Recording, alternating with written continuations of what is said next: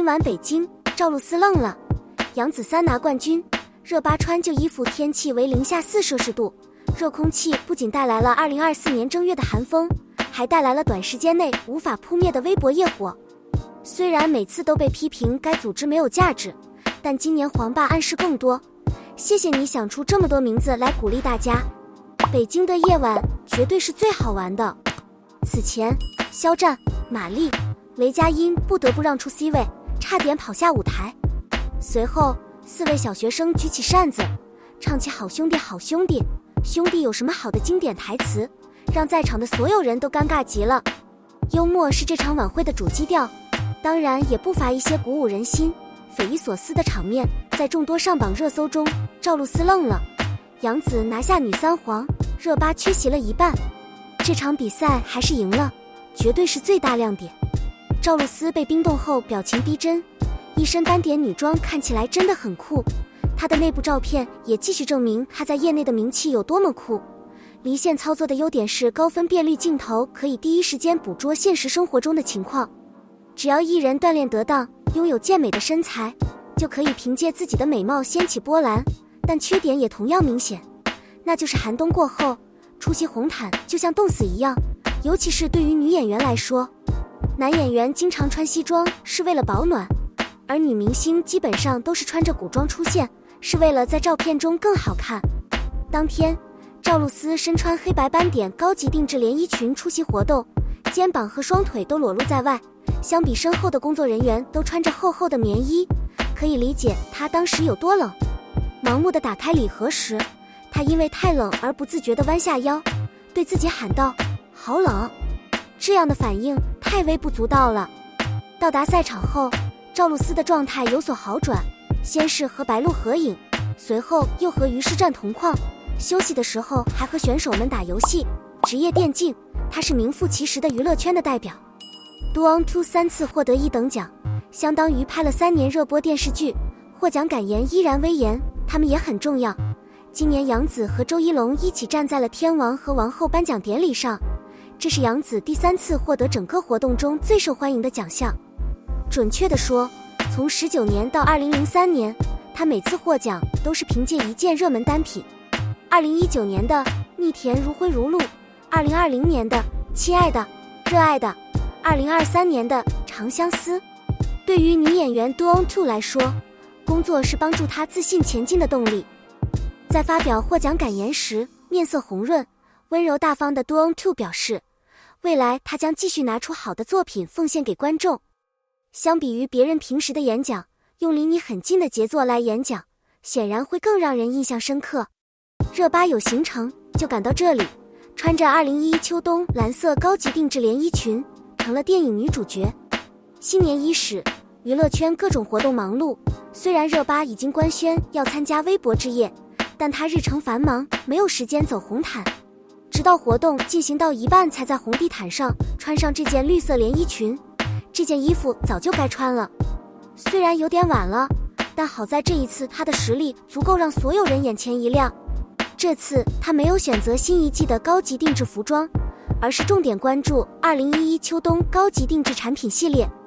时尚是一个圈子，好的审美无论什么时候都不会过时。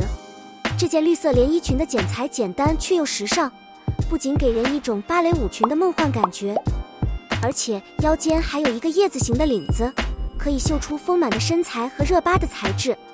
戴着厚重的耳环，尽可能正常的梳理头发，老衣服热巴轻松夺得最佳奖。有时气质并不强硬或生硬，而是自然的。那么你认为本次微博之夜最闪亮的明星是谁呢？好小子，赵露思、小试播持续遭差评。为什么观众差评出奇一致？你还记得哪些既出名又受欢迎的国产剧吗？最早的电影大概是20世纪90年代初葛优主演的《编辑部的故事》，堪称工业情景喜剧和话剧的巅峰之作。2012年上映的《心灵的艺术》和2017年上映的《外科医生》为医疗剧注入了活力。但总的来说，国产电视剧的优秀作品并不多，被骗的可能性也比其他类型更大。一方面内容容易过关，技术部分不严谨，另一方面又披着偶像电影的外衣，很多情感台词让行业2字难以理解，一张壁纸。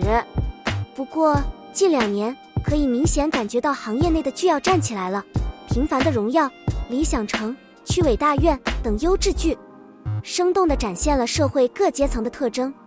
正当人们开始对这个话题抱有厚望时，后浪出现了。人气小姑娘赵露思与老牌电视剧明星吴刚合作，流量和演技都保证，镜头聚焦中医领域，新场景奇葩，怎能不美？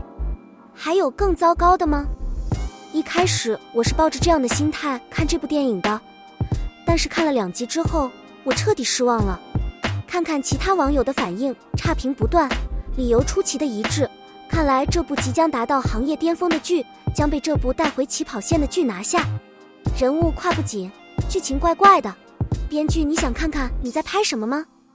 后浪讲述了失去父母、早年辍学的男孩孙头头，赵露思是意外邂逅中医药大学教授任新正，吴刚是医学中医，成为中医传承班的一员。没想到他和任新正的儿子任天正、罗一周氏却没有看对方一眼，从而引发了一系列啼笑皆非的故事。不难看出，影片不仅想介绍中医传统文化，还想以偶像剧的品质吸引年轻观众。可惜没有拍好，剧情只能用2个字来形容：离谱。店主孙头头是一名开着电瓶车送外卖的送货女孩，不仅迟到，还谎称自己已经到了，导致顾客 Nam Tian Chong 在楼下等了很长时间。如果是你会幸福吗？即使 Nam Tian Chong 取消了订单，这也是合理的要求，如果没有差评就好了。但孙老板见他的道德绑架手段不起作用，对方受不了就发脾气了。Newsa 引诱他，将食物直接扔到 Nam Tian Chong 的头上，汤和水泼了他一身。太好了，我惊呆了，现在连吹笛人都可以当送货员了。现实生活中出现这种情况就足以报警了，更何况 Nam Tian Chong 一身整齐的着装也因为他的影响而被破坏，导致他在采访中几乎失控脾气。令人困惑的是，认为这2个人将来可能会发生关系，都已经2023年了，仍然看到这样不经思考的情节是不现实的。然而这只是一个开胃菜，其背后的整个剧情却让人打着问号。明明女主看上去不配，很不讲理，但当她看到家里有人在送外卖时被辱骂时，她愤怒地冲过去，将那人打得不轻，差点被起诉。看得出来，编剧想为童头头塑造一个反差大的角色，既大方又善良，但剧情却显得有些过于刻意和不切实际，只在影片中留下了一种脱节的感觉。而且剧中大学教授任新正为了保住江家，找到了接班人孙头头，眼睛都不眨一下就拿出10万元去派出所勒索人。结果他们根本就没有提退钱的事，要让孙头头去上中医传承班，就得每天给他钱。为什么要邀请学生来？ Nam Tian 是在邀请他的祖先一起回来吧？而因为他对自己不太信任，也不明白为什么会选择自己去学中医，所以 Nam Tian Chin 完全可以解释，那是因为他的母亲是江氏家族的人。结果他不告诉他，他也不明白，2个人只是互相调侃打架，没有必要。可以说电影《行浪》的前2集并没有太多中医的表现，只是记录了女主发疯的场景。剧中人物性格僵硬，缺乏烟火气，情节是为了冲突而冲突，未能引起共鸣。总体来说没有达到预期，观影体验如此糟糕，如果以后的节奏和故事走向继续下去，恐怕会让人失望。年轻演员实力不足，卓乐图演技下滑，一部电影想要成功，演员的演技也是决定性的因素。然而电影《行浪》刚问世，很多人都吐槽演员的演技，年轻的时候也有人坦言太糟了，真是一场表演。